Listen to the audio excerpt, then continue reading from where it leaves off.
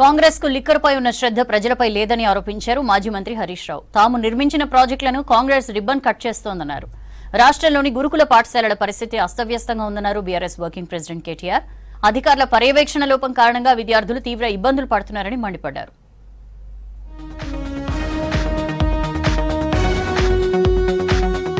గురుకుల పాఠశాలలో ఆలన పాలన చూసుకునే వాళ్ళు కరువయ్యారన్నారు మాజీ మంత్రి కేటీఆర్. ఇటీవల పెద్దాపూర్ గురుకుల పాఠశాలలో మృతి చెందిన విద్యార్థి అనిరుద్ధ్ కుటుంబాన్ని పరామర్శించారు. విద్యార్థి స్వస్థలం రాజన్న సిరిసిల్ల జిల్లా ఎల్లారెడ్డిపేట మండలం రాచర్ల బొప్పాపూర్కు వెళ్లారు. అనిరుద్ధ్ కుటుంబ సభ్యులతో మాట్లాడారు. తాము అండగా ఉంటామని భరోసా ఇచ్చారు కేటీఆర్. రాబోయే 4-5 రోజుల్లో ఒక 20-30 పాఠశాలలు తిరిగి అక్కడ ఉన్న లోపాలు లోటుపాటు దయచేసి ప్రభుత్వం దృష్టికి ఆ నివేదికను నిష్పక్షపాతంగా అందజేస్తాం. ప్రభుత్వం కూడా మేల్కోవాలి. వెంటనే అన్ని పాఠశాలల ఆవరణలు పరిశుభ్రం చేయాలి. కొద్దిగా సందు దొరికిందంటే ఒక అర్ధగంట విరామం దొరికిందంటే బయట పోయి ఆడతారు. వాళ్లకు పాపం అభం శుభం తెలియని వయసు, తల్లిదండ్రులు లేరు, పర్యవేక్షణ లేదు. కాబట్టి దయచేసి ప్రభుత్వాన్ని కోరేది, మేము ఒక కమిటీ వేసి ఆ రిపోర్టు మీకు సత్వరమే అందించే ప్రయత్నం చేస్తాం. మీరు కూడా బేషజానికి పోకండి. సీతారామ ప్రాజెక్టు మొదలుపెట్టిందే కేసీఆర్ అని చెప్పారు మాజీ మంత్రి హరీష్ రావు. 90% ప్రాజెక్టు పనులను బీఆర్ఎస్ ప్రభుత్వమే పూర్తి చేసిందన్నారు. పూర్తి చేసింది బీఆర్ఎస్ అయితే రిబ్బన్ కటింగ్ కాంగ్రెస్ చేసిందన్నారు. మంత్రి ఉత్తమ్ అబద్దాలు మాట్లాడడం మానుకోవాలన్నారు హరీష్. లెటర్లు ఇచ్చే అవకాశం వస్తే ఉద్యోగాలే మేము ఇచ్చినామని ప్రచారం చేసుకుంటున్నటువంటి మీరు సీతారామ ప్రాజెక్టు విషయంలో కూడా సత్యం చెప్తారని మేము అనుకోం.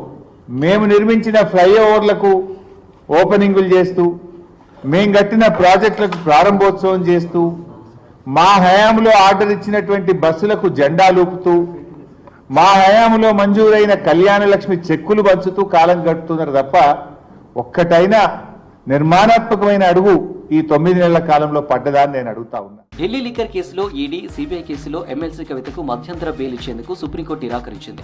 సిబిఐ ఈడీకి నోటీసులు ఇచ్చింది. కేసు తదుపరి విచారణను 20కి వాయిదా వేసింది. మహిళా సెక్షన్ 45 ప్రకారం కవితకు బెయిల్ ఇవ్వొచ్చని ఆమె తరపు న్యాయవాది ముకుల్ రోహిత్గి వాదించారు. అయితే ఇరు వర్గాల వాదనలు విన్న తర్వాతే నిర్ణయం తీసుకుంటామని స్పష్టం చేసింది సుప్రీం. జీవన్ నెంబర్ 46ను రద్దు చేయాలని డిమాండ్ చేశారు రాకేష్ రెడ్డి. ఎన్నికల ముందు కాంగ్రెస్ హామీ ఇచ్చిందని గుర్తు చేశారు. జీవన్ 46 డాక్యుమెంట్లను ప్రభుత్వానికి ఇచ్చేందుకు తాము సిద్ధమన్నారు. ఇది రాజకీయం కాదన్న రాకేష్ రెడ్డి తెలంగాణ భవిష్యత్ గురించి ఆలోచించాలన్నారు. ఈ జీవో నెంబర్ 46ను అప్లై చేయడం వల్ల కలిగినటువంటి నష్టం ఏంది, దానివల్ల ఈ అభ్యర్థులు ఏ విధంగా మరి వెనుకబడ్డారు, ఉద్యోగాలు రాక ఈరోజు మరి రోడ్లెక్కి ధర్నాలు చేస్తున్నారు అనేటువంటి వాస్తవాన్ని ఈరోజు మంత్రివర్యులకు వివరించేటువంటి ఒక ప్రయత్నం చేయడం జరిగింది. ఆ రోజు ప్రతిపక్షంలో ఉన్నప్పుడు జీవో నెంబర్ 46 బాధితుల యొక్క బాధను విని తప్పకుండా ఈ జీవోను మేము రద్దు చేస్తాం, మీరు కాంగ్రెస్ పార్టీకి అండగా నిలవండి, మీరు మా ప్రభుత్వాన్ని తీసుకురండి, మా ప్రభుత్వాన్ని తీసుకువస్తే తప్పకుండా జీవో 46ను రద్దు చేస్తాం, మీకు న్యాయం చేస్తామని చెప్పేసి వారు హామీ ఇవ్వడం జరిగింది. కేవలము ముఖ్యమంత్రి రేవంత్ రెడ్డి గారి వారు మాత్రమే కాదు, ఈరోజు ప్రభుత్వంలో ఉన్నటువంటి అనేక మంది మంత్రులు, అనేక మంది శాసనసభ్యులు, శాసన మండలి సభ్యులు,